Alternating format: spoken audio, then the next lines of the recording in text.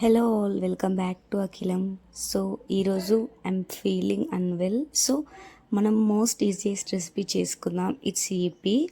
2 Yippee packets తీసుకున్నాను. So దానికి 2 glasses water add చేసుకున్నాను. మనం బేసిక్గా అసలు ఎక్కువ స్ట్రెస్ తీసుకోమన్నమాట మ్యాగీ విషయంలో. జస్ట్ వాటర్, వాళ్ళు ఇచ్చిన మ్యాగీ అండ్ దెన్ మసాలా. కొంచెం వాటర్ అయితే నేను ఎక్కువ వేస్తాను because I like సూపీ సూపీ texture.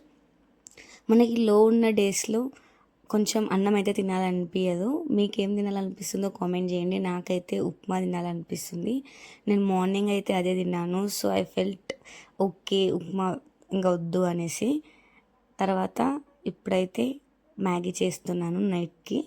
So water చూడండి ఎంత ఉందో.